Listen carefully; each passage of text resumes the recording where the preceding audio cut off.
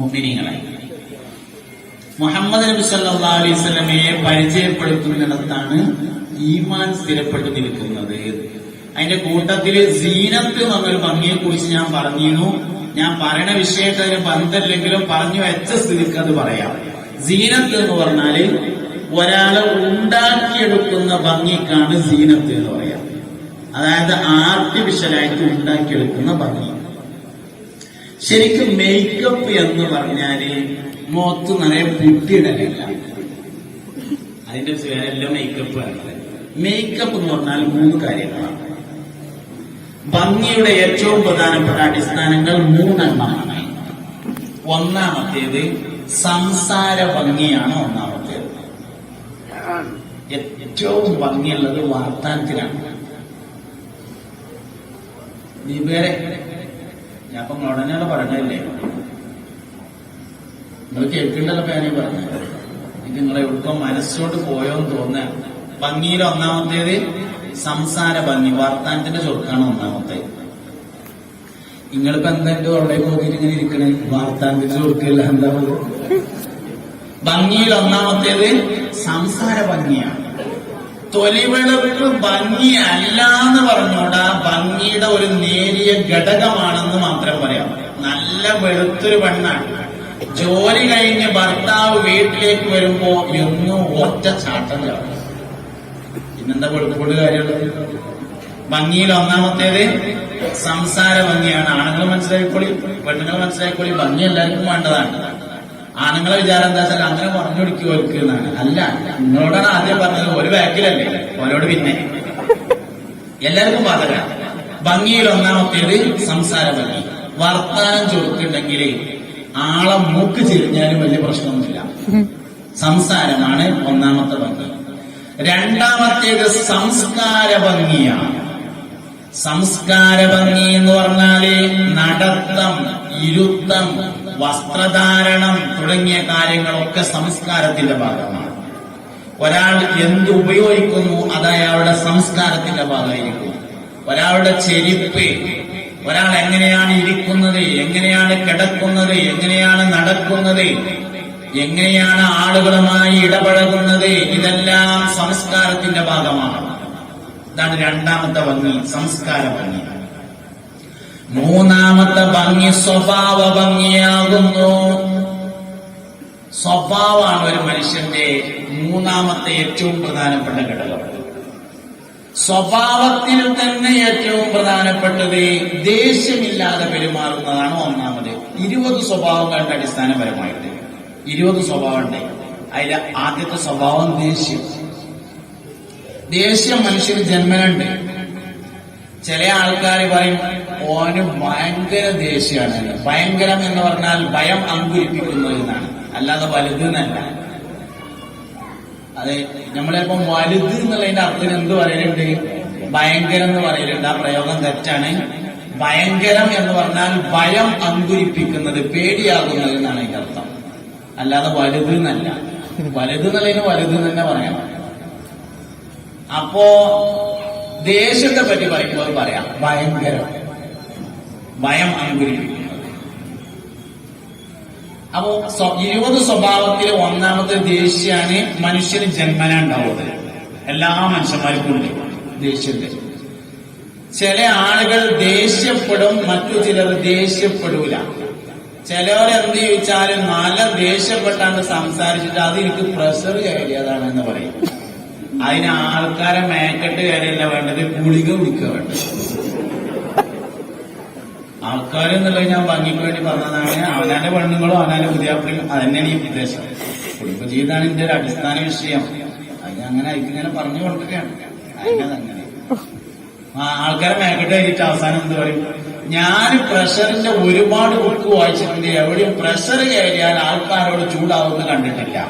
നിങ്ങൾ ആരെങ്കിലും കണ്ടിട്ടുണ്ടെങ്കിൽ എന്റെ വാട്സപ്പിലൊന്ന് അറിയിക്കൊണ്ടെന്ന് ഇഞ്ഞെവിടെയോ പറയണ്ടല്ലോ. അതില്ല, അത് വെറുതെ തോന്നിയതാണ്. അതൊരു ന്യായം, നേരത്തെ പറഞ്ഞ മാതിരി ന്യായാണ്. അതിന് സംഭവമില്ല. എല്ലാ മനുഷ്യരും അടിസ്ഥാനപരമായി ദേഷ്യം എന്ന സ്വഭാവമുണ്ട്. ചില ആളുകൾ പ്രകടിപ്പിക്കും, ചിലവര് പ്രകടിപ്പിക്കൂല. പ്രകടിപ്പിക്കണോനെ ശൈത്താൻ സ്വാധീനിച്ചു, പ്രകടിപ്പിക്കാത്തവനെ ഇലാഹിയത്വം സ്വാധീനിച്ചു. അത്രയേ ഉള്ളൂ സംഗതി. സ്വഭാവത്തിൽ ഒന്നാമത് ദേഷ്യം. അപ്പൊ സ്വഭാവം നന്നാകുക പറഞ്ഞാല് ഒരിക്കൽ മുസ്തഫ നബി സല്ലല്ലാഹു അലൈഹി വസല്ലമയും സ്വഹാബത്തും ഇരിക്കുകയാണ്.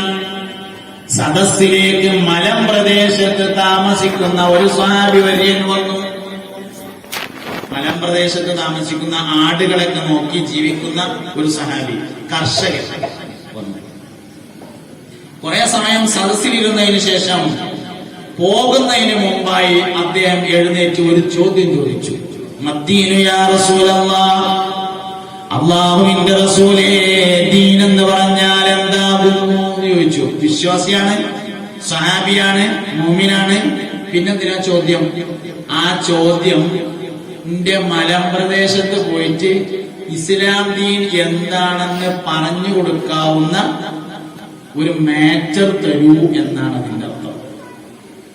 എനിക്ക് നാട്ടിൽ പോയിട്ട് ആളുകൾക്ക് ഇസ്ലാം ദീനിനെ പരിചയപ്പെടുത്താൻ പറ്റുന്ന ഒരു രീതി പറഞ്ഞു തരീ എന്ന് പറഞ്ഞു. മുസ്തഫ നബി സല്ലല്ലാഹു അലൈഹി വസല്ലം തങ്ങൾ പറഞ്ഞു, അദ്ദീനു ഹുസ്നുൽ ഖുലുഖ്, ദീൻ എന്നാൽ സൽസ്വഭാവമാകുന്നു എന്ന് പറഞ്ഞു. മൂപ്പര് പ്രതീക്ഷിച്ച മറുപടി ആയില്ല.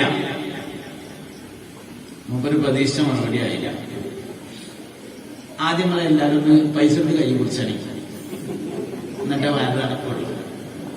മറ്റേത് ഇത് മടക്കനമ്മ ചവിട്ടിയ മാതിരിയാണ്. ഒരു തലക്കങ്ങനെ ശരിയായി വരുമ്പോൾ മറ്റേ തലങ്ങനെ പൊന്തുക. ആദ്യം എല്ലാവരും പൈസ ഇട്ട് കൈ പിടിക്കും.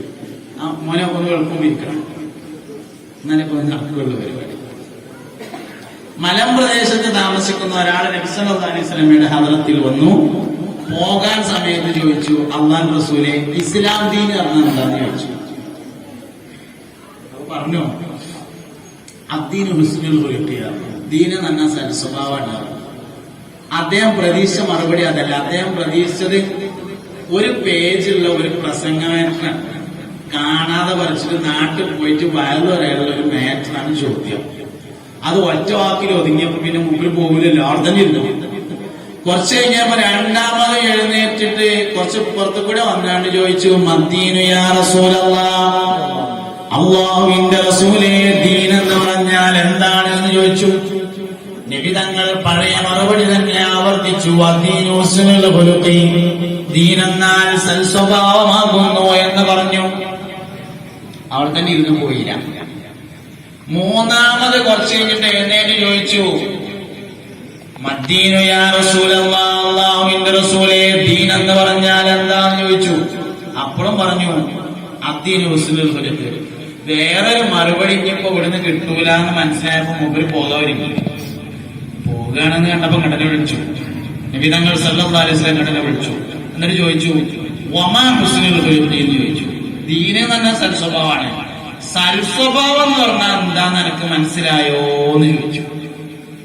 അപ്പോൾ ആ സഹാബി പറഞ്ഞു, അല്ലാഹു റസൂലുഹു അഅലം, അല്ലാഹുവും അവന്റെ റസൂലുമാണ് ഏറ്റവും അറിവുള്ളവർ എന്ന് പറഞ്ഞപ്പോ നബി തങ്ങൾ പറഞ്ഞു സല്ലല്ലാഹു അലൈഹി വസല്ലം, ലാ തഗ്ളബ് അഹദാ, നീ ആരോടും ദേഷ്യപ്പെടാതിരിക്കലാകുന്നു സൽസ്വഭാവം എന്ന് പറഞ്ഞു. അതാണ് സൽസ്വഭാവം. അത് ഭംഗിയുടെ ഘടകമാണ് സൽസ്വഭാവം. ഭംഗിന്റെ വളരെ പ്രധാനപ്പെട്ട ഒരു ഘടകമാണ്. കയ്യട്ടയ്ക്ക് മുന്നിൽ കയ്യട്ടരുതാണ്. കൈ ഇങ്ങനെ കിട്ടുമ്പോ അതിന്റെ അർത്ഥം എന്താ വെച്ചാല് പറഞ്ഞോടത്തുള്ളവർക്ക് ഓക്കെ ആണ്. അപ്പൊ ബാക്കിയുള്ളത് കേൾക്കില്ല. അങ്ങനെ ഉണ്ടല്ലോ, പറഞ്ഞവർക്ക് ഓക്കെ ആയാല് ബാക്കിയുള്ളതാണ് മേലെ കേൾക്കുക. അപ്പൊ അതിനാണ് കയ്യട്ടയ്ക്കാൻ പറഞ്ഞത്. നോക്കി നിങ്ങൾ ശ്രദ്ധിച്ചിരിക്കുന്നല്ലേ, ഇതിൽ എഡിറ്റ് ചെയ്യാനൊന്നുമില്ല, ഒക്കെ കയറാവുന്നതാണ്. കുറച്ച് എഡിറ്റ് ചെയ്ത് കണ്ട് ബാക്കിയാണ് കയറ്റാൻ, അങ്ങനെയല്ല, ഫുള്ളാണ് കയറണം. എന്നാലേ സംഗീതം നടക്കുള്ളൂ. എന്നാലും എനിക്കും ഇന്നൊക്കെ ഒക്കെ മുതലാവുള്ളൂ. എല്ലാവർക്കും മോലാണല്ലോ. ഈ പന്തലത്ത് മോലാണ്, കുട്ടികൾ എത്രയും ദിവസം വെച്ചിട്ടതാണ്. അത് മോലാണെങ്കിൽ ഇത് എഡിറ്റ് ചെയ്താൽ നടക്കൂല. ഇത് മൊത്തം ഇങ്ങനെയാണ് കയറണം. അങ്ങനെ അങ്ങനെ അപ്പോ ഭംഗി ഉണ്ടാക്കുക എന്ന് പറഞ്ഞാല് 3 കാര്യമാണ്. ഒന്ന് സംസാരം ഭംഗിയാക്കുക, 2 സംസ്കാരം ഭംഗിയാക്കുക, 3 സ്വഭാവം ഭംഗിയാക്കുക. സംസ്കാരം എന്ന് പറഞ്ഞതില് വസ്ത്രധാരണം പെടും, നടത്തം വരും, ഇടുത്തം വരും, സുഗന്ധം ഉപയോഗിക്കൽ സംസ്കാരമാണ്, പല്ല് തേക്കൽ സംസ്കാരമാണ്. ഇതെല്ലാം സംസ്കാരം. പിന്നെ പുരുഷനും സ്ത്രീയും തമ്മിലൊരു വ്യത്യാസമുണ്ട്. സ്ത്രീകളുടെ ഭംഗി ദൂരത്തു നിന്നും പുരുഷന്റെ ഭംഗി അടുത്തു നിന്നുമാണ്. സ്ത്രീകൾ ലോങ് സൈറ്റ് ആണ്, പുരുഷന്മാർ ഷോർട്ട് സൈറ്റ് ആണ്. പുരുഷൻ ഏറ്റവും ഭംഗി ഉണ്ടാകുക അടുത്തു നിന്ന് കാണുമ്പോഴാണ്. ഒരു മലയുടെ മുകളിലൂടെ ഒരു പുരുഷൻ ഇങ്ങനെ നടന്നു പോവുകയാണെങ്കിൽ ഒരു വെളുത്ത അടയാളങ്ങൾ പോകുന്നത് തോന്നുന്നു. നേരെ മറിച്ച് കുറെ ദൂരെ ഒരു വീടിന്റെ ടെറസിന്റെ മേലെ ഒരു നീല ചുരിദാർ ഇങ്ങനെ തോരട്ടിട്ടാണെങ്കിൽ നോക്കി ഇങ്ങനെ നിൽക്കും. സ്ത്രീ ദൂരത്ത് നിന്ന് വളരെ ഭംഗിയാണ്. സംഗതി ആളില്ല, ഒരു ചുരിദാറേ ഉള്ളൂ, എന്നാലും എന്ത് ചെയ്യും, നോക്കിങ്ങനെ. ജ്വല്ലറിയുടെ പരസ്യമൊക്കെ ദൂരെയാണ് വെക്കുക, അടുത്ത് വെക്കൂല. സ്ത്രീകൾ ലോങ് സൈറ്റ് ആണ്, എന്നാൽ പുരുഷൻ ഷോർട്ട് സൈറ്റ്. അതുകൊണ്ട് തന്നെ സ്ത്രീകൾ ഏറ്റവും കൂടുതലായി മേക്കപ്പ് ചെയ്യേണ്ടത് ബെഡ്റൂമിലേക്കാണ്, അല്ലാതെ മരിച്ചോടത്ത് പോകുമ്പോഴല്ല. കാരണം ബെഡ്റൂമിൽ ഏറ്റവും അടുത്തേക്ക് വരും. എന്നാൽ തീരെ മേക്കപ്പ് ഇല്ലാത്തത് എവിടെയാണ്? ബെഡ്റൂമിലാണ്. മരിച്ചോടത്ത് പോകുമ്പോ നന്നായിട്ട് മേക്കപ്പ് ചെയ്യും. ഏറ്റവും അടുത്തേക്ക് വരുമ്പോഴാണ് ഈ ആണുങ്ങളെ സംബന്ധിച്ച്, ആണുങ്ങൾ പോർട്ടിൽ പോകും, റെയിൽവേ സ്റ്റേഷനിൽ പോകും, ഫ്ലൈറ്റിൽ കയറും, വിദേശത്ത് പോകും. അങ്ങനെയൊക്കെ അങ്ങനെ പോകുന്ന സമയത്ത് പല ജാതി പെണ്ണുങ്ങളെയും കാണും. ലാമിനേഷൻ ചെയ്തത്, ലാമിനേഷൻ ചെയ്യാത്തത്, കുന്തും മൊഴി ഉള്ളത് ഇല്ലാത്തത്, ഇതൊക്കെ കാണുമ്പോ പഠിച്ചോനെ എനിക്ക് എന്റെ പെണ്ണുങ്ങൾ പെരയിലുണ്ടല്ലോ എന്ന് വിചാരിച്ചിട്ട് വരുമ്പോ ഇത് പല്ല് തേച്ചിട്ടില്ല, പാത്രം മോരപ്പെടുത്ത ഡ്രസ്സ് മാറ്റിയിട്ടില്ല, എന്തപ്പോ ഒരു കഥ. അതുകൊണ്ട് ബെഡ്റൂമിലേക്കാണ് ഏറ്റവും നല്ല ഒരുങ്ങേണ്ടത്. കാരണം സ്ത്രീകൾ ഷോർട്ട് സൈറ്റ്, ലോങ് സൈറ്റ് ആണ്. അടുത്തേക്ക് വരുമ്പോൾ ഭംഗി കിട്ടണമെങ്കിൽ മേക്കപ്പ് ചെയ്യണം. പുരുഷനെ സംബന്ധിച്ച് അത് അത്ര പ്രധാനമല്ല. പല്ലൊക്കെ എന്നാലും തേക്കണം, അത് പറയട്ടെ, അതാണ് തേക്കണം. മുസ്തഫായ നബി സല്ലല്ലാഹു അലൈഹി വസല്ലം തങ്ങൾക്ക് കിടന്നുറങ്ങുമ്പോൾ ധരിക്കാൻ വേണ്ടി ഒരു പുതിയ കൂട്ട് വസ്ത്രമുണ്ടായിരുന്നു എന്ന് ബഹുമാനപ്പെട്ട ഇമാമുന തുർമുദി റളിയല്ലാഹു അൻഹു തന്റെ ശമാഇലിൽ രേഖപ്പെടുത്തിയിട്ടുണ്ട്. നമ്മൾ ഉറങ്ങുമ്പോൾ ഉള്ളിലേക്ക് കീറിയതെടുക്കുക. നബി തങ്ങൾക്ക് ഉറങ്ങുമ്പോൾ ധരിക്കാൻ വേണ്ടി ഒരു നല്ല കൂട്ട് വസ്ത്രമുണ്ടായിരുന്നു എന്ന് ഇമാം തുർമുദി റളിയല്ലാഹു അൻഹു തന്റെ ശമാഇലിൽ രേഖപ്പെടുത്തിയിട്ടുണ്ട്. അതുകൊണ്ട് ആണുങ്ങൾക്കും ബാധകമാണ്, ഉറങ്ങുമ്പോൾ നല്ല വസ്ത്രം ധരിക്കണം, കുളിക്കണം, വൃത്തിയാകണം, പല്ല് തേക്കണം, അത്തർ ഉപയോഗിക്കണം, എല്ലാം ചെയ്യണം. സ്ത്രീകൾ കൂടുതലായും ചെയ്യണം. സീനത്ത് പറഞ്ഞതാണ്, അതാണ് സീനത്ത് എന്ന് പറയുന്ന ഭംഗി ആവശ്യമുള്ളത് തന്നെ. മുസ്തഫായ നബി സല്ലല്ലാഹു അലൈഹി വസല്ലം തങ്ങളുടെ ഭംഗി എന്ന് പറയുന്നത് ജമാലിയത്തായിരുന്നു. രണ്ടാമത്തത് ഇൽമിന്റെ പരിപാലനം എന്ന് ഞാൻ പറഞ്ഞു. ഇൽമിന്റെ പരിപാലനം എന്ന് പറഞ്ഞാൽ ദീനിന്റെ വളരെ പ്രധാനപ്പെട്ട ഒരു പ്രത്യേകത, ഭൗതികമായ വിജ്ഞാനം എത്രയാണോ ഉള്ളത് അതിനനുസരിച്ച് ദീനീ വിജ്ഞാനങ്ങളും ഉണ്ടെങ്കിൽ മാത്രമാണ് ഈ ദീനിൽ പിടിച്ചു നിൽക്കാൻ കഴിയുക. അതുകൊണ്ട് സ്കൂളിൽ 10ാം ക്ലാസ് ആണെങ്കിൽ മദ്രസയിലും 10ാം ക്ലാസ് ഉണ്ടെങ്കിലേ പിടിച്ചിരിക്കാൻ പറ്റുള്ളൂ. സ്കൂളിൽ 12ാം ക്ലാസ് ആണെങ്കിൽ മദ്രസയിലും 12ാം ക്ലാസ് ഉണ്ടെങ്കിലേ പിടിച്ചിരിക്കാൻ പറ്റുള്ളൂ. സ്കൂളിൽ 20ാം ക്ലാസ് ആണെങ്കിൽ മദ്രസയിലും 20ാം ക്ലാസ്സുമാണ്. സ്കൂളിലെ MBBS ആണെങ്കിൽ മദ്രസയിലും MBBS ഉണ്ടെങ്കിലേ പിടിച്ചിരിക്കാൻ പറ്റുള്ളൂ. സ്കൂളിൽ PhD ആണെങ്കിൽ മദ്രസയിലും PhD വേണം. സ്കൂൾ എന്നത് ഭൗതിക വിദ്യാഭ്യാസത്തെ ഉദ്ദേശിച്ചും മദ്രസ എന്നത് ആത്മീയ വിദ്യാഭ്യാസത്തെ ഉദ്ദേശിച്ചുമാണ് ഞാൻ ഉപയോഗിച്ചത്. ഭൗതിക വിദ്യാഭ്യാസം എത്ര ഉണ്ടോ അത്ര ദീനീ വിദ്യാഭ്യാസം ഉള്ളവർക്ക് മാത്രമാണ് ഈ ദീനിൽ പിടിച്ചെടുക്കാൻ കഴിയുക. അല്ലാത്തവർക്ക് ഇതൊരു തട്ടിപ്പായിട്ട് തോന്നും. അതാണ് ഇന്ന് നടന്നുകൊണ്ടിരിക്കുന്നത്. അതാണ് സത്യത്തിൽ ഇന്നുള്ളത്. പഴയകാലത്തെ ആളുകളെ നമ്മൾ പരിശോധിച്ചാല്, നമ്മളെ പഴമക്കാരായ വല്യാപ്പാരെ നോക്കിയാല് ഒരു ഫത്തുൽ മൊയ്നോ നൂറുൽ നബ്സാറോ മുത്തഫരിദോ ഓതാത്ത ഒറ്റ കമ്മുട്ടേറിനുണ്ടായിരുന്നില്ല. ഇന്ന് നമ്മളെ വിചാരം എന്താ വെച്ചാൽ വിവരം കൂടി എന്നാണ്. അതിന്റെ ഏറ്റവും പ്രധാനപ്പെട്ട കാരണം സർട്ടിഫിക്കറ്റാണ്. സർട്ടിഫിക്കറ്റ് വേണ്ടെന്നല്ല ഈ പറഞ്ഞു കേട്ടോ. കാരണം 12 വയസ്സാകുമ്പോഴേക്ക് ബഹുമാനപ്പെട്ട സമസ്ത കേരള ജമിയത്തുൽ ഉലമ 2 സർട്ടിഫിക്കറ്റ് തരും. ഒന്ന് 5ലും തരും, ഒന്ന് 7ലും തരും. അത്യാവശ്യം ഇപ്പൊ പെൺകുട്ടിനെ പുതിയാപ്പിള കാണാൻ വരുമ്പോ ഡേറ്റ് ഓഫ് ബർത്ത് നോക്കാൻ 2 സർട്ടിഫിക്കറ്റ് ധാരാളമല്ലേ എന്നാണ് നമ്മൾ വിചാരിക്കുന്നത്. ഇതിനെങ്ങനെ പഠിക്കും? വിദ്യാഭ്യാസമൊക്കെ ഇന്നെന്തായി സർട്ടിഫിക്കറ്റിന് വേണ്ടിയായി.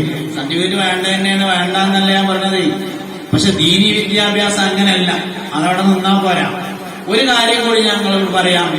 പഠിക്കാൻ കഴിഞ്ഞില്ലല്ലോ എന്ന സങ്കടം പുരുഷന്മാരെക്കാൾ കൂടുതൽ ഉള്ളത് സ്ത്രീകൾക്കാണ്. അതുകൊണ്ട് പെൺകുട്ടികളെ പഠിപ്പിച്ചില്ലെങ്കിൽ നാളെ അവർ മാതാപിതാക്കളെ വിമർശിക്കും. ആൺകുട്ടികളെക്കാൾ കൂടുതൽ പഠിക്കാൻ കഴിയാത്തതിൽ സങ്കടമുള്ളത് പെൺകുട്ടികൾക്കായിരിക്കും. അതിന് വൈജ്ഞാനിക നിരാശാരോഗം എന്നാണ് പറയാ. പഠിച്ചവനെ പഠിക്കാൻ കഴിഞ്ഞില്ലല്ലോ എന്നുള്ള ടെൻഷൻ അവർക്കുള്ളത്. ബഹുമാനപ്പെട്ട സമസ്ത കേരള ജംഇയ്യത്തുൽ ഉലമ നമുക്ക് എന്തെല്ലാം സംവിധാനങ്ങൾ ഏർപ്പെടുത്തി. ഫാദില എന്ന കോഴ്സ്, ഫളീല എന്നുള്ള കോഴ്സ്, വഫിയ എന്നുള്ള കോഴ്സ്, മഹദിയ എന്നുള്ള കോഴ്സ് പെൺകുട്ടികൾക്ക് വേണ്ടി ധാരാളം സംവിധാനം കൊണ്ടുവന്നു. ഭൗതികം പഠിക്കുമ്പോൾ അതിന്റെ കൂടെ ദീൻ പഠിക്കണം. ദീൻ പഠിക്കാതെ ഒരിക്കലും പരിശുദ്ധമായി ദീനിൽ പിടിച്ചു നിൽക്കാൻ കഴിയില്ല. അതിന്റെ കൂട്ടത്തിൽ ഞാൻ ഒരു കാര്യം നിങ്ങളോട് പറയാം. മഹത്തായ സമസ്ത കേരള ജംഇയ്യത്തുൽ ഉലമക്ക് ഖിദ്മത്തെടുക്കുന്ന ആളുകൾ വിജയിക്കും. അതിന്റെ കൂടെ അനുബന്ധമായിട്ട് പറയണ ഞാൻ ഇവിടെ നമ്മുടെ SKSSFന്റെ അന്തമാൻ സ്റ്റേറ്റ് കമ്മിറ്റി ഒരു വലിയ പരിപാടി നടത്തുന്നുണ്ട്. ഒരു വലിയ പരിപാടി നടത്താറുണ്ട്. സമസ്തക്ക് ഖിദ്മത്തെടുക്കുന്ന എല്ലാ ആൾക്കാരും ജയിക്കും. മോമിനീങ്ങളെ, ഒരു മനുഷ്യന്റെ വിജയം എന്ന് പറയുന്നത് തീരുമാനാകുന്നത് 2 വിഷയങ്ങളെ അടിസ്ഥാനപ്പെടുത്തിയാണ്. ഒരു മനുഷ്യന്റെ വിജയം തീരുമാനാകുന്നത് 2 വിഷയത്തെ അടിസ്ഥാനപ്പെടുത്തിയാണ്. ഒന്ന്, അവന്റെ പാരമ്പര്യ സ്വഭാവം, അതെന്താണ് എന്നത് ഒരു മനുഷ്യന്റെ വിജയമാണ്. അവന്റെ വാപ്പാന്റെ വാപ്പ, ഇതൊക്കെ വലിയൊരു വിജയമാണ്.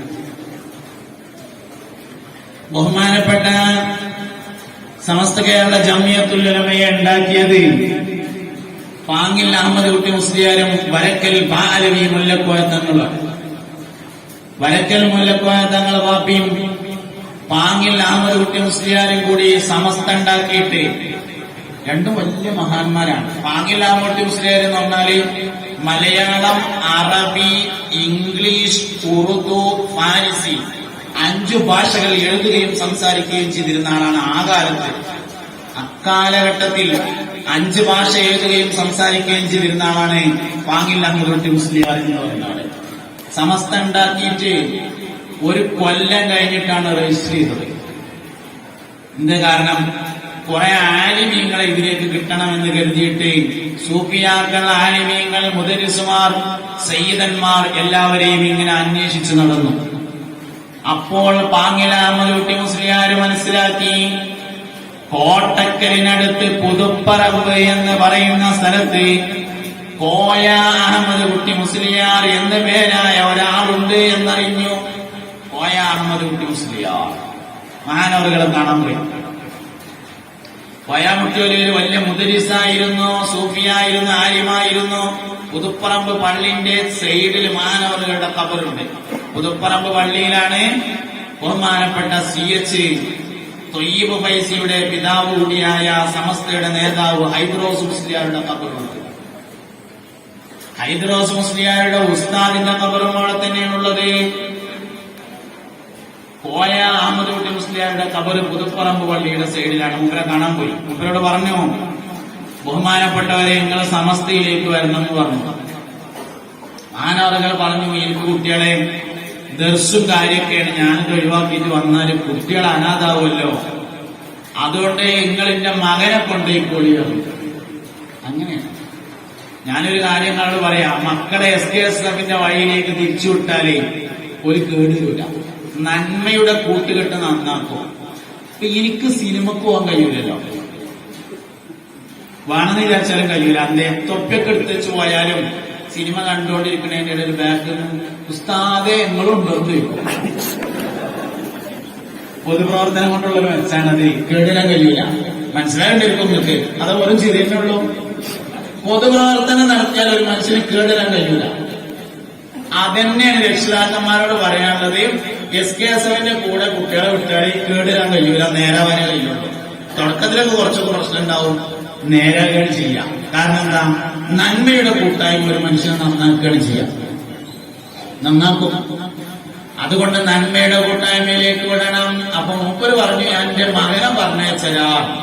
കോയാമൂട്ടിയൊലിയിൽ ആരാച്ചാല് പുതുപ്പറമ്പ് കോട്ടക്കൽ ഭാഗത്ത് ആളുകൾ വെള്ളമില്ലാതെ വിഷമിച്ചപ്പോ കോയാമുട്ടിയൊലിയോട് പോയി പറഞ്ഞു, വെള്ളമില്ലാത്തതിന്റെ വിഷമുണ്ട്. മൂപ്പര് പറഞ്ഞു, നമുക്ക് ജുമ കഴിഞ്ഞിട്ട് ദ്വാരക്കാർന്നു. അങ്ങനെ ഒരു വെള്ളിയാഴ്ച ജുമ നിസ്കാരം കഴിഞ്ഞ് മഴയ്ക്ക് വേണ്ടി ദുആ ചെയ്തു. എല്ലാരും പിരിഞ്ഞുപോയി. അസ്ർ നിസ്കാരത്തിന് വേണ്ടി മുഅദ്ദിന് മുക്രിമാങ്ക് കൊടുത്തു. കോയാമുട്ടിയൊലിയിൽ ഒരു ബ്രഷും കയ്യിൽ പിടിച്ച് ആവുതുങ്ങരൊക്കെ വന്നു നിന്നു. അടങ്ങനെ വന്നിരുന്നു. ബാങ്ക് കൊടുത്തു. ഇഖാമത്തിന്റെ സമയമായി, ജമാഅത്ത് തുടങ്ങാൻ സമയമായി. എല്ലാവരും നിസ്കരിക്കാൻ വേണ്ടി കയറി വന്നു. ജമാഅത്ത് തുടങ്ങാൻ സമയമായിട്ടും കോയാമുട്ടിയൊലിയിൽ ആവുതുങ്കരക്കൊന്ന് നീച്ചില്ല.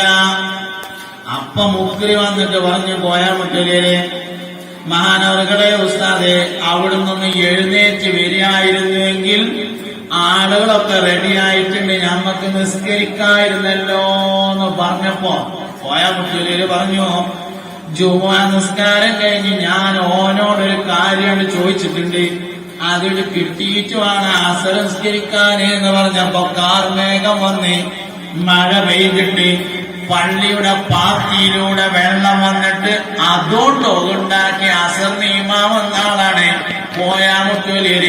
മാനവരുടെ മകനാണ് വാളക്കുളം അബ്ദുൽ ബാരി മുസ്ലിയാർ എന്ന സമസ്തയുടെ നേതാവ്. ഒരു മനുഷ്യനെ തീരുമാനിക്കുന്നത് ആദ്യം അവന്റെ വാപ്പാനെ നോക്കിയിട്ടാണ്. ആരാ വാപ്പ? അതാണ് ആദ്യം നോക്കുക. രണ്ടാമത് നോക്കുക ആക്ടിവിറ്റി നോക്കിയിട്ടാണ്. ഒന്ന് തുടക്കത്തിലും ഒന്ന് ഒടുക്കത്തിലാണ്. ആദ്യം നോക്ക വാപ്പാനെ. അത് കഴിഞ്ഞിട്ട് ഒരു മനുഷ്യൻ കേടെന്ന ആരെ പറയാം? വാപ്പാനെ. ഒരു മനുഷ്യൻ നന്നായ ആരാ പറയാം? വാപ്പാനെ. നന്നായാലും ആരെ പറയാം? വാപ്പാനെ. കേടുന്നാലും ആരെ പറയാം? വാപ്പാനെ. റബീഉൽ അവ്വൽ 12 ഫസ്റ്റ് ക്ലാസ് കിട്ടിയിട്ട് സ്റ്റേജ് കയറി സമ്മാനം വാങ്ങുമ്പോ സദസ്സെന്ന് വാപ്പ അടുത്തുള്ള ആളോട് പറയും, എന്റെ ചെറുക്കനാണ് അറിയും, എന്റെ മോനാണ്. ഫോട്ടോ എടുത്തിട്ട് ഫേസ്ബുക്കിലിടും. കുരുത്തക്കട് കാട്ടിയിട്ട് അങ്ങാടിന്ന് ആൾക്കാരെന്ന് അടി കിട്ടിയാ പറയും, ഓന്റെ കൂട്ടുകെട്ടൊക്കെ മോശമായതുകൊണ്ടാണ്, നല്ല അന്റെ ചെറുക്കനായതുകൊണ്ട് തന്നെയാണ്. അത് ശരി, സമ്മാനം മാത്രം അന്റെ ചെറുക്കനും, ബാക്കി കൂട്ടുകെട്ടോ. നേരായത് കൂട്ടുകെട്ടാണെങ്കിൽ കേടുന്നതും കൂട്ടുകെട്ട്. നേരായത് അന്റെ ചെറുക്കനായതുകൊണ്ടാണെങ്കിൽ കേടുന്നത് അന്റെ ചെറുക്കനായതുകൊണ്ട്. രണ്ടിന്റെയും കാരണം ഒന്നാണ്. അപ്പൊ ഒന്ന് തുടക്കത്തിലാണ് നോക്കുക. ഒരു മനുഷ്യന്റെ നന്മ ഒന്ന് തുടക്കത്തിലാ തീരുമാനം. അതാണ് സയ്യിദന്മാരുടെ പ്രത്യേകത എന്ന് പറഞ്ഞത്. അവരുടെ രക്തം പവിത്രമാണ്. അവരുടെ ബ്ലഡ് തന്നെ പവിത്രമാണ്, രക്തം തന്നെ പവിത്രമാണ്. അവർ ജന്മനാ തന്നെ അങ്ങനെയാണ്. ഞാൻ നിങ്ങളിൽ 2 കാര്യം ഉപേക്ഷിച്ചു പോകുന്നു, ഒന്ന് അഹ്ലു ബൈത്താകുന്നു, ഒന്ന് പരിശുദ്ധ ഖുർആനാകുന്നു എന്ന് ഹബീബുനാ റസൂലുള്ളാഹി. വേറെ ഒരു റിവായത്തിൽ കാണും, ഞാൻ നിങ്ങളിൽ 2 കാര്യം ഉപേക്ഷിച്ചു പോകുന്നു, ഒന്ന് എന്റെ ചര്യയും മറ്റൊന്ന് അഹ്ലു ബൈത്തുമാകുന്നു. 2 റിപ്പോർട്ടിൽ ഒന്ന് അഹ്ലു ബൈത്താണ്. അതുകൊണ്ട് നമ്മൾ തങ്ങന്മാരൊപ്പം നിൽക്കുന്നതിന്റെ ഒരു കാരണം അതാണ്. തങ്ങന്മാരുടെ സയ്യിദന്മാരുടെ കീഴിൽ നമ്മൾ നിൽക്കുന്നതിന്റെ കാരണം അതാണ്. അവർ ജന്മനാ തന്നെ പരിശുദ്ധനായ നല്ല മനുഷ്യന്മാരാണ്. അപ്പൊ ഒന്ന് തുടക്കത്തിലാ തീരുമാനിക്കാം, ഇനിയൊന്ന് തീരുമാനിക്കൽ ഒടുക്കത്തിലാണ്. എങ്ങനെ മരിച്ചതെന്നാ നോക്കുക. പിന്നെ ചില ആളുകൾ മരിച്ചാല് മരിച്ചോടത്ത് പോയി മയ്യത്ത് കണ്ടുവരുമ്പോ നമ്മൾ പറയും, എന്തോ ഒരു നല്ല മനുഷ്യരായിരുന്നു, മൊത്തക്കണം നോക്കിയാലും മരിച്ചു എന്ന് തോന്നൂല, നല്ലൊരു ഈമാനുള്ള മുഖം, ചിരിച്ചിങ്ങനെ കിടക്കാന്നേ തോന്നുള്ളൂ എന്ന് പറയും. അവനെ കുറിച്ച് അള്ളാഹുവിന്റെ അടുക്കൽ അതാണ് തീരുമാനമെന്നതിന് തെളിവാകുന്നത്. ചില ആളുകൾ മരിച്ചാലും മയ്യത്ത് കണ്ടുവരുമ്പോ നമ്മൾ പറയും, ഇനിയിപ്പോ ഒന്നും പറയണ്ട, മരിച്ചു പോയില്ലേ എന്ന് പറയുകയാണെങ്കിൽ ഓനെ കുറിച്ച് അള്ളാഹിന്റെ അടുത്തുള്ള തീരുമാനം അതാണ് എന്നുള്ളത് തെളിവാണ്. ഒരു മനുഷ്യന്റെ ആക്തിപത്ത് അവന്റെ വലിയൊരു മാർക്കാണ്. സമസ്തക്ക് ഹിദമത്തെടുത്താലും ആക്തിപത്ത് വീടൊന്നും മരിക്കൂല എന്നുള്ള തന്നെയാണ് ഓർക്കുക. അതിനെന്നെയാണ് നമ്മളിതിൽ നിൽക്കുന്നത്, അല്ലാതെ വേറെ ഒന്നുമല്ല. സമസ്തക്ക് ഹിദമത്തെടുക്കണ എന്തിനാ? സമസ്തത്ത് ഹിദമത്തെടുത്ത എല്ലാവരും പരിശോധിച്ചോളി. ഒരാക്കിബത്ത് നന്നായിട്ടാണ് മരിച്ചത്. നമ്മളെപ്പോഴും പറയുന്ന ഒരാളാണ് ബഹുമാനപ്പെട്ട ശംസുൽ ഉലമാഇ റഹിമഹുല്ലാഹ്. ശംസുൽ ഉലമയുടെ വഫാത്ത് നമ്മളെപ്പോഴും പറയാറുണ്ട്. കോഴിക്കോട് ഫാത്തിമ ഹോസ്പിറ്റലിൽ അഡ്മിറ്റായി കിടക്കുന്നു. കയ്യിൽ തസ്ബീഹ് മാലയുണ്ട്. TP അലവിക്കുട്ടി ഹാജി അടുത്തുണ്ട്. പള്ളിയിൽ നിന്ന് സുബ്ഹിയുടെ ബാങ്ക് മുഅദ്ദിന് കൊടുത്തുകൊണ്ടിരിക്കുന്നു. ബാങ്കിന്റെ ഓരോ ലഫ്ളുകൾക്കും ഇങ്ങനെ ജവാബ് പറഞ്ഞ് അവസാനം ലാ ഇലാഹ ഇല്ലല്ലാഹ് എന്നതിന് ജവാബായിട്ട് ലാ ഇലാഹ ഇല്ലല്ലാഹ് എന്ന് പറയുന്നതോടൊപ്പം കയ്യിൽ നിന്ന് തസ്ബീഹ് മാല താഴേക്ക് വീഴുകയും മഹാനായ ശംസുൽ ഉലമാഇ റഹിമഹുല്ലാഹ് ഈ ലോകത്തോട് യാത്ര പറയുകയും ചെയ്തു. ഒരു മനുഷ്യന്റെ ജീവിതം ശരിയായിരുന്നു എന്നതിന്റെ തെളിവ് വഫാത്താണ് തെളിവ്. ഓരോരുത്തരും നോക്കി. KT മാനി മുസ്ലിയാർ വഫാത്താകുന്നത് ജംഇയ്യത്തുൽ മുഅല്ലിമീന്റെ സമ്മേളനം നടന്നുകൊണ്ടിരിക്കുന്നു. ലക്ഷക്കണക്കിന് ആൾക്കാര് ഓലങ്ങനെ വന്ന് കണ്ടിട്ട് എല്ലാരോടും അസ്സലാമു അലൈക്കും എന്ന് പറഞ്ഞുകൊണ്ട് പെട്ടെന്ന് ഇങ്ങനെ ഒരു നെഞ്ഞുവേദന ഉണ്ടായി. ആംബുലൻസിൽ കയറി. വായയിലുണ്ടായിരുന്ന വെപ്പ് പല്ലെടുത്തിട്ട് മരുമകന്റെ കയ്യിൽ കൊടുത്ത് ലാ ഇലാഹ ഇല്ലല്ലാഹ് എന്ന് പറഞ്ഞിട്ടാണ് വഫാത്തായി. സമസ്ത ബുക്ക് ഡിപ്പോയിൽ നിന്ന് കുളിപ്പിച്ച് സമ്മേളനം നടക്കുന്ന സ്ഥലത്തേക്ക് കൊണ്ടുവന്നിട്ട് ഒന്നാമത്തെ ജമാഅത്തിൽ ലക്ഷക്കണക്കിന് ആൾക്കാർ. ഒരു മനുഷ്യന്റെ മൗത്താണ് ഒരു മനുഷ്യന്റെ ഏറ്റവും വലിയ തെളിവ്. സമസ്തക്ക് ഹിദ്മത്തെടുത്ത ആൾക്കാരൊക്കെ അങ്ങനെയാണ്. എല്ലാ മനുഷ്യന്മാരെയും പരിശോധിച്ചു നോക്കാം. സമസ്ത ഹിദ്മത്തെടുത്ത എല്ലാ ആൾക്കാരും ഇങ്ങനെയാണ്. ബഹുമാനപ്പെട്ട സമസ്തയുടെ പ്രസിഡന്റായിരുന്ന കോയക്കുട്ടി മുസ്ലിയാർ, ആനക്കര സി കോയക്കുട്ടി മുസ്ലിയാർ ഇങ്ങനെ പത്തായത് മക്കളെയും പേരക്കുട്ടികളെയും വിളിച്ചിരുത്തിയിട്ട് ചാപ്പനങ്ങാടി വാപ്പുസ്താദിന്റെ ദിക്ർ ഹൽക്ക നടത്തി. ജീവിതകാലം മുഴുവനും ചാപ്പനങ്ങാടി ഉസ്താദിന്റെ ദിക്ർ ഹൽക്ക കൊണ്ട് നടന്നിരുന്ന ആളായിരുന്നു കോയക്കുട്ടി ഉസ്താദ്. മാനവകൾ വഫാത്താകുന്നതിന് മുമ്പേ ചാപ്പനങ്ങാടി ഉസ്താദിന്റെ ദിക്ർ ഹൽക്ക നടത്തി. മക്കളെയും പേരക്കുട്ടികളും വിളിച്ചിട്ട് മുഅ്മിനീങ്ങളെ, മരിക്കുമ്പോ ഒരു ലാ ഇലാഹ ഇല്ലല്ലാഹ് ആയി കിട്ടാനല്ലേ നമ്മുടെ നിലവിലുള്ളത്. ചാപ്പനങ്ങാടി ഉസ്താദിന്റെ ദിക്ർ ഹൽക്ക എന്ന് പറഞ്ഞാൽ 1000 ലാ ഇലാഹ ഇല്ലല്ലാഹയാണ്. അതാണ് ചൊല്ലിയിട്ടാണ് കോയക്കുട്ടി ഉസ്താദ് പോയത്. സമസ്തത്തെ ഹിദ്മത്തെടുത്താൽ ആത്മീയത്ത് നന്നാവും. അതന്നെ നമ്മൾ ഇതിന് നിൽക്കുന്നതിന്റെ കാര്യം. ഒരു വാക്ക് ഞാൻ അങ്ങോട്ട് പറയട്ടെ. നമ്മുടെ SKSFന്റെ അന്തമാൻ സ്റ്റേറ്റ് കമ്മിറ്റിയുടെ കുട്ടികൾ പുതിയതായി ഒരു ഓഫീസ് തുടങ്ങേണ്ട അത്യാവശ്യം വന്നു. കാരണം രജിസ്ട്രേഷനുമായി ബന്ധപ്പെട്ടിട്ട് രജിസ്റ്റർ ഇല്ലാത്ത എല്ലാ സംഘടനകളും നിരോധിക്കുമെന്നൊരു വിഷയം വന്നപ്പോ പെട്ടെന്ന് രജിസ്റ്റർ ചെയ്യേണ്ടി വന്നു. അതിന്റെ പുറമെ സംഘടനയിൽ ഉണ്ടായിരുന്ന മുഴുവൻ പൈസ എടുത്തിട്ട് കൊറോണയുടെ കാലത്ത് കിറ്റ് വിതരണം നടത്തി. ആ സമയത്താണ് ഈ പ്രശ്നം വന്നത്. അവർക്കൊരു 3 ലക്ഷം രൂപ കടണ്ട്. 1 ലക്ഷം രൂപ അവർക്ക് ഫണ്ടിന് ബാക്കിയുമാണ്. നമ്മൾ വിചാരിച്ചാൽ ഒരു 4 ലക്ഷം രൂപ ഉണ്ടാക്കാൻ കഴിയണതേ ഉള്ളൂ. നമുക്ക് കഴിയുമല്ലേ. അവര് നിങ്ങൾക്ക് ഒരു കവർ വിതരണം ചെയ്യും. ഇവിടുത്തെ സാധാരണ പതിവനുസരിച്ച് നാളെ വരുമ്പോ 4 ലക്ഷം രൂപ ഉണ്ടാണ് എല്ലാവരും കൂടി കരുതിയിട്ട് എന്ന രൂപത്തിൽ അത് കണക്കാക്കിയിട്ട് അതിൽ കായച്ചിടണം. ഇപ്പൊ പൈസ ഇല്ലാത്തവരാണെങ്കിൽ അഡ്രസ്സും ഫോൺ നമ്പറും ഓഫറും അതിലൂടെ എഴുതിട്ടാൽ മതി ആ കവറില്. എന്നിട്ട് നാളെ വരുമ്പോൾ തിരിച്ചേൽപ്പിക്കണം. SKSF തരുന്ന ഒരു കവറാണ്. നിങ്ങളിലാണ് ഇവിടുത്തെ പ്രവർത്തകരായ കുട്ടികളുടെ പ്രതീക്ഷയുള്ളത്.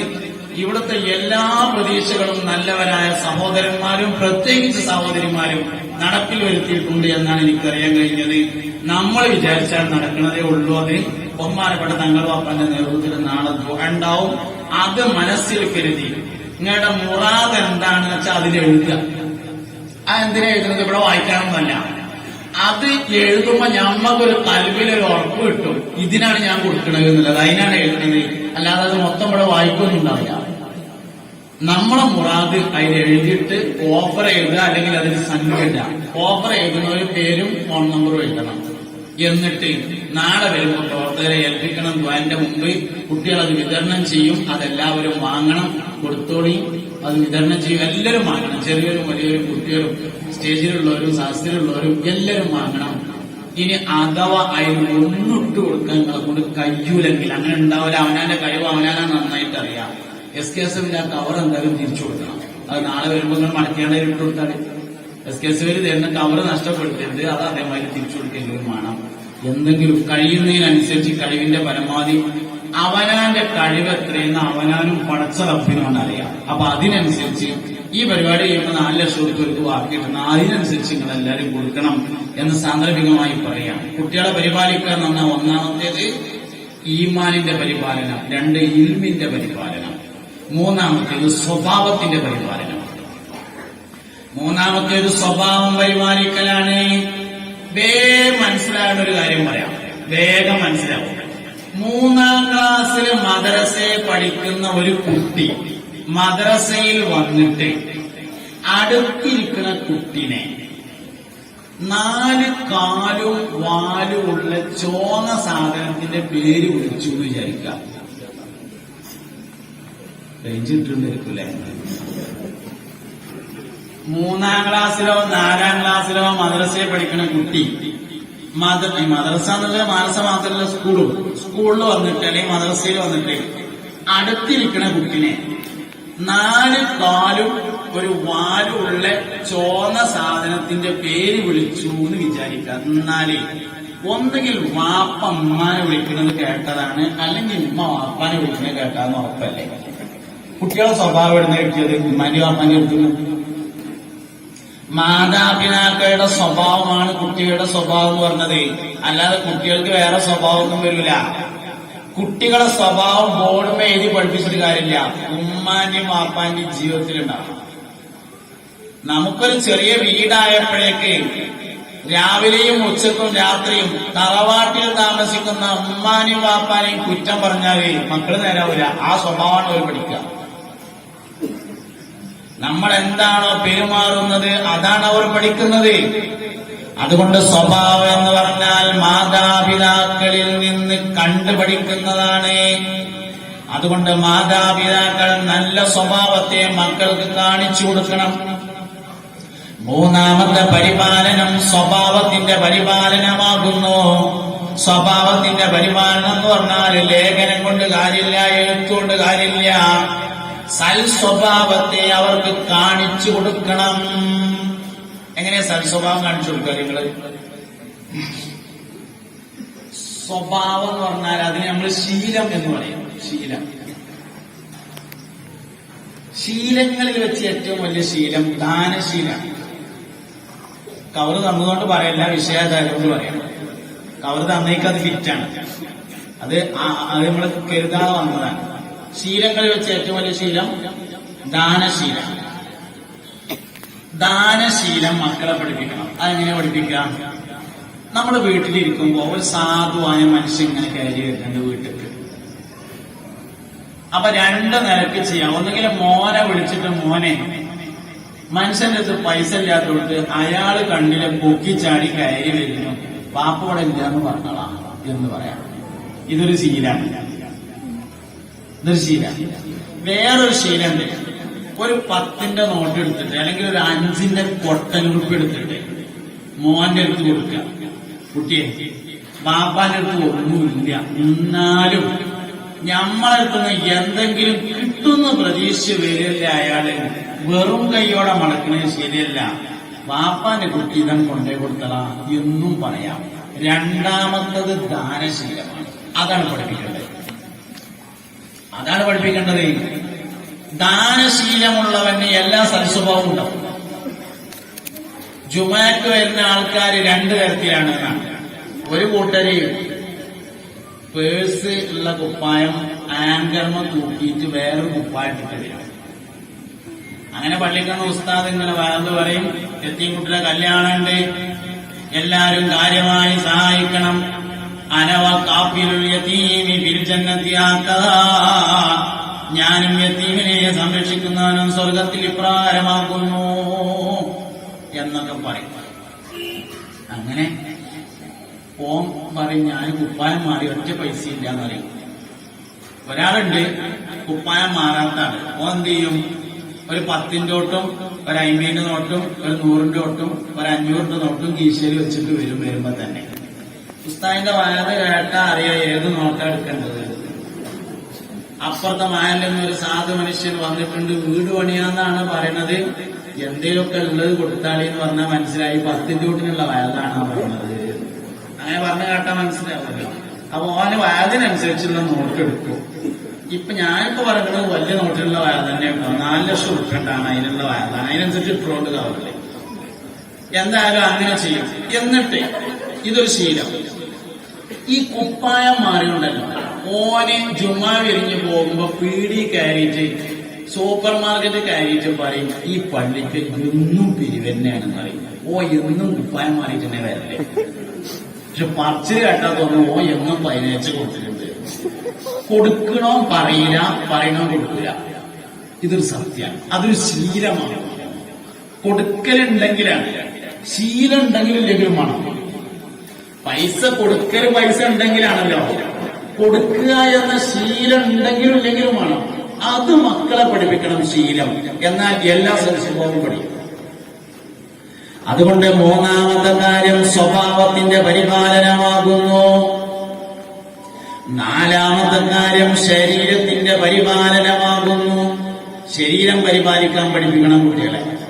കുളിക്കാൻ പഠിപ്പിക്കണം, നഖം മുറിക്കാൻ പഠിപ്പിക്കണം, കയ്യും കാലും തേച്ചേക്കാൻ പഠിപ്പിക്കണം, വൃത്തിയിൽ നടക്കാൻ പഠിപ്പിക്കണം, ചെരുപ്പ് വൃത്തിയായി സൂക്ഷിക്കാൻ പഠിപ്പിക്കണം, പല്ല് തേക്കാൻ പഠിപ്പിക്കണം, തലയിൽ എണ്ണ തേക്കാൻ പഠിപ്പിക്കണം, മുടി ചീകാൻ പഠിപ്പിക്കണം, മീശയും താടിയും നന്നാക്കാൻ പഠിപ്പിക്കണം. ഒക്കെ ശരീരത്തിന്റെ പരിപാലനമാണ്. വസ്ത്രങ്ങളിൽ ചളിയാവാതെ സൂക്ഷിക്കാൻ പഠിപ്പിക്കണം, ചളിയായാൽ മാറ്റാൻ പഠിപ്പിക്കണം. ഇതൊക്കെ ശരീരത്തിന്റെ പരിപാലനമാണ്. ശരീരത്തിന് വേറെ പരിപാലനമുണ്ട്. രോഗങ്ങൾ വരാതെ സൂക്ഷിക്കാൻ പഠിപ്പിക്കണം, കൃത്യമായി മരുന്ന് ആവശ്യമുണ്ടെങ്കിൽ കഴിക്കാൻ പഠിപ്പിക്കണം, ലഹരി പദാർത്ഥങ്ങൾ ഉപയോഗിക്കാതിരിക്കാൻ പരിശീലിപ്പിക്കണം. അത് ശരീരത്തെ കേടുവരുത്തലാണ്. വലാത്തുൽക്കൂബിയായിരിക്കും ഇലത്തഹിരുക്ക. നിങ്ങളാരും നിങ്ങളുടെ സ്വന്തം ശരീരത്തെ നാശത്തിലേക്ക് വലിച്ചിടരുതേ. ലഹരി പദാർത്ഥം ഉപയോഗിക്കുന്നുണ്ടോ എന്ന് ശ്രദ്ധിക്കണം. ഭക്ഷണത്തോട് താല്പര്യം കുറഞ്ഞു വരുന്നുണ്ടെങ്കിൽ, ശരീരം ക്ഷീണിച്ചു വരുന്നുണ്ടെങ്കിൽ, കണ്ണിന് ചുവപ്പ് കളർ കൂടി വരുന്നുണ്ടെങ്കിൽ, ഒറ്റയ്ക്കിരിക്കാൻ ഇഷ്ടപ്പെടുന്നുണ്ടെങ്കിൽ, ജീവിതത്തിൽ ഏറ്റവും ഇഷ്ടപ്പെടുന്ന സൈക്കിള്, മൊബൈല് പോലത്തെ സാധനങ്ങൾ വിൽക്കാൻ ശ്രമിക്കുന്നുണ്ടെങ്കിൽ,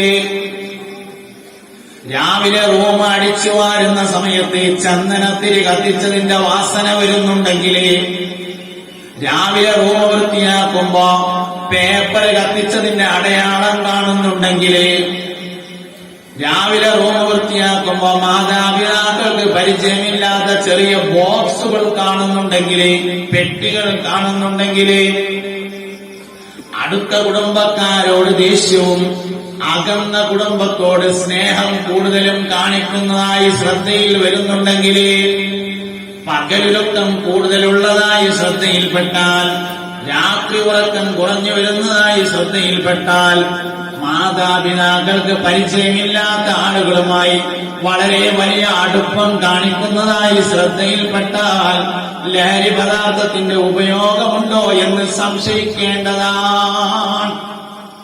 ഇത് നോക്കാൻ ഒഴിവുള്ള മീശക്കാരന്റെ പേര് വാപ്പ.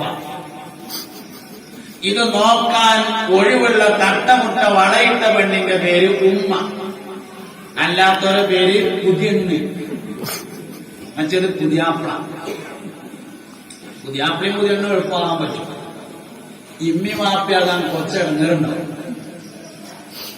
എന്താ ഇടങ്ങേറിന്റെ കാരണം? ഇടങ്ങേറിന്റെ കാരണം അതിനകത്തുള്ള കൂലി ഉണ്ടാവുന്നതിനെ കാരണം. ഒരാൾ അള്ളാഹുവിന്റെ മാർഗത്തിൽ കല്യാണം കഴിച്ചു, അതിൽ അവനൊരു കുട്ടിയുണ്ടായാൽ ആ കുട്ടിയുടെ ഓരോ ശ്വാസത്തിന്റെ എണ്ണം കണ്ടും മാതാപിതാക്കളുടെ ഏടുകളിൽ അള്ളാഹു ഹസനാത്തിനെ എഴുതി വെക്കുന്നതാണെന്ന് മുഹമ്മദ് നബി സല്ലല്ലാഹു അലൈഹി വസല്ലം. അതത് കിട്ടണമെങ്കിൽ കുറച്ച് പ്രയാസം ഉണ്ടാവും. ഒരു പെണ്ണ് ഒരിക്കൽ ഗർഭിണിയായി പ്രസവിച്ചാൽ അവൾക്ക് 100 ഷഹീദിന്റെ കൂലി ഉണ്ടാകുമെന്ന് മുഹമ്മദ് മുസ്തഫ സല്ലല്ലാഹു അലൈഹി വസല്ലം. 100 ഷഹീദിന്റെ കൂലി കിട്ടണമെങ്കിൽ കുറച്ച് പണിയുണ്ടാവും, ദേശാധ്വാനം ഉണ്ടാവും. പുതിയാപ്പിളാവാനാവുന്നില്ല, അത് രസമാണ്. 2-3 സൽക്കാരൊക്കെ ഉണ്ടാവും, നല്ല രസമാണ്. ഉമ്മി വാപ്പിയായാലും അത്ര രസമുള്ള പരിപാടിയല്ല. പുതിയാപ്പിളിയും പുതിയ എണ്ണായാലും എന്നെ രസമുണ്ടാവും.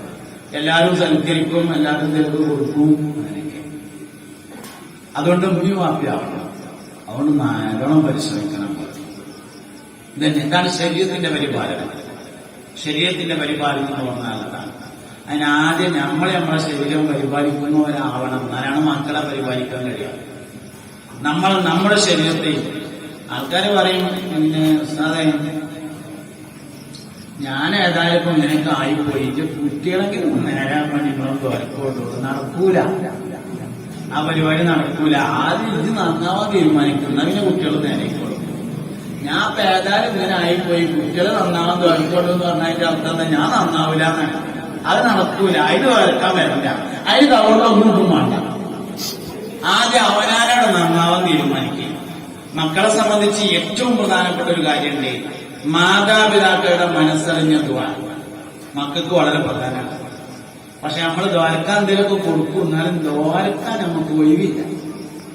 ആകെ നമുക്കൊരു ഒഴിവ് വേണം, കൊടുക്കലിന്റെ കൂടെ നമുക്കും വേണം. അങ്ങനെ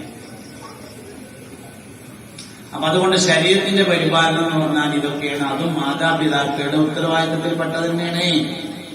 ഒന്നാമത്തേത് ഈമാനിന്റെ പരിപാലനം, രണ്ടാമത്തേത് ഇൽമിന്റെ പരിപാലനം, മൂന്നാമത്തേത് സ്വഭാവത്തിന്റെ പരിപാലനം, നാലാമത്തേത് ശരീരത്തിന്റെ പരിപാലനം.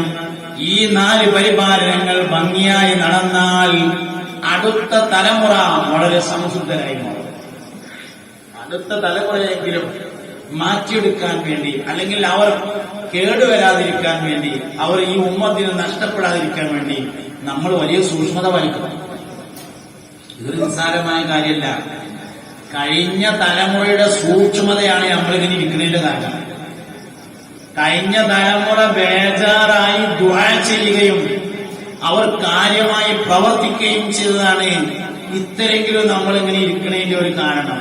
ഇനി നമ്മൾ അടുത്ത തലമുറയ്ക്ക് വേണ്ടി ഒരു വലിയ കരുതൽ സൂക്ഷിച്ചെങ്കിൽ മാത്രമേ അടുത്ത തലമുറയെ രക്ഷപ്പെടുത്തിയെടുക്കാൻ നമുക്ക് സാധ്യമാവൂ.